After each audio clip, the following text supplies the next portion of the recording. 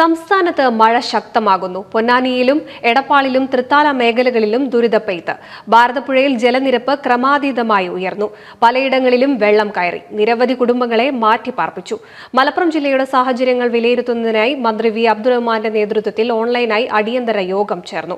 കൂടുതൽ വിവരങ്ങളുമായി പൊന്നാനിയിൽ നിന്നും നൌഷാദ് ചേരുന്നു. നൌഷാദ്, പൊന്നാനിയിലെ വിവിധയിടങ്ങളിൽ മഴ വെള്ളം കയറിയിട്ടുണ്ട്, പലയിടങ്ങളിലും വെള്ളം കയറിയിട്ടുണ്ട്. വീടുകളിൽ നിന്നും പലരെയും മാറ്റിപ്പാർപ്പിച്ചിട്ടുണ്ട്. എന്തൊക്കെയാണ് അവിടുത്തെ വിശദാംശങ്ങൾ? ആതിര പൊന്നാനി താലൂക്കിലെ വിവിധയിടങ്ങളിൽ കഴിഞ്ഞ ദിവസം മുതൽ കനത്ത മഴയാണ് പെയ്തുകൊണ്ടിരിക്കുന്നത്.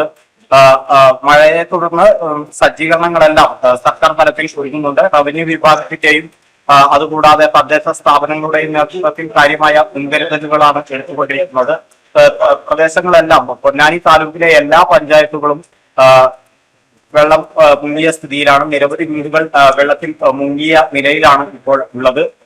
ഇത്തരത്തിൽ പൊന്നാനി നഗരസഭയുടെ വിവിധ ഭാഗങ്ങളിലും പൊന്നാനി 78 മേഖല നേരത്തെ മുതൽ തന്നെ വെള്ളക്കെട്ടിലാണ്. കൂടാതെ ദേശീയപാതയോരോ പൂർണ്ണമായും വെള്ളത്തിലാണ്. വെള്ളം ഒഴിഞ്ഞു പോകാൻ സ്ഥലമില്ലാത്തതാണ് ഇത്തരത്തിൽ വെള്ളക്കെട്ട് രൂക്ഷമാകാൻ ഇടയാക്കിയിരിക്കുന്നത്.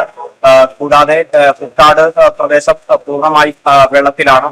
കർമ്മ ഭാരതപ്പുഴയിൽ ഇപ്പോൾ വെള്ളം ഉയരുന്ന സാഹചര്യമാണ് ഉള്ളത്. കാരണം മലമ്പുഴ ഷട്ടർ ഉൾപ്പെടെ തുറന്ന ഒരു സമയമായതിനാൽ വെള്ളത്തിന്റെ കുത്തൊഴുക്ക് വർദ്ധിക്കുന്നുണ്ട്. ഇത് പുഴയോരവാസികളുടെ നെഞ്ചിടിപ്പ് വർദ്ധിക്കുകയാണ്.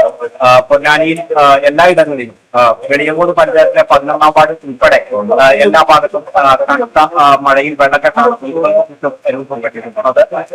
മഴ ഒഴിഞ്ഞു നിൽക്കാത്തതിനാൽ വെള്ളം ഒഴുകി പോകാൻ കഴിയാത്ത സ്ഥിതിയാണ്. നിരവധി കുടുംബങ്ങൾ, 100-ലധികം കുടുംബങ്ങൾ ഇപ്പോൾ ബന്ധുവീടുകളിലേക്ക് മറ്റും താമസം മാറിയിട്ടുണ്ട്.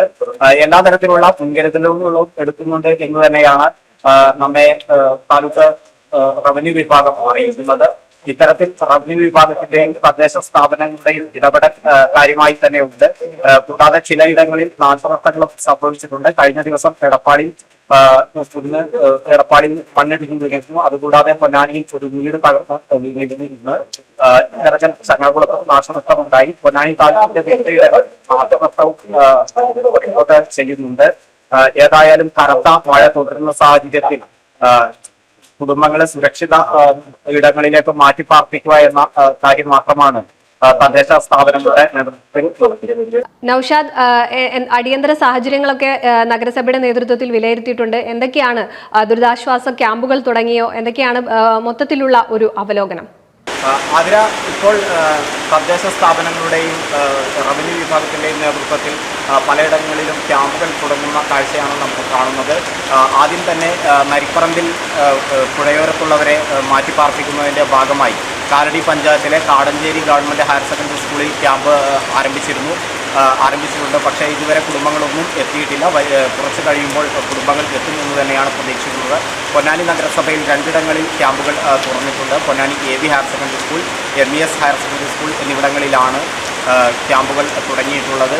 നിലവിൽ കുടുംബങ്ങളൊന്നും വന്നിട്ടില്ലെങ്കിലും മറ്റു ബന്ധുവീടുകളിലേക്കും മറ്റുമാണ് മാറുന്നതെങ്കിലും മഴ ശക്തമായാൽ, ഇനിയും ജലനിരപ്പ് ഉയരുന്ന സാഹചര്യം സംജാതമായാൽ കൂടുതൽ കുടുംബങ്ങൾ ഇത്തരം ക്യാമ്പുകളിലേക്ക് എത്തും എന്ന് തന്നെയാണ് പ്രതീക്ഷിക്കുന്നത്. ക്യാമ്പിനുള്ള ഒരുക്കങ്ങളെല്ലാം പുരോഗമിച്ചുകൊണ്ടിരിക്കുകയാണ്. ക്യാമ്പിൽ റവന്യൂ അധികൃതരുടെയും മറ്റ് സന്നദ്ധ സംഘടനകളുടെയും നേതൃത്വത്തിൽ ക്യാമ്പുകൾ സജ്ജീകരിച്ചു കൊണ്ടിരിക്കുകയാണ്.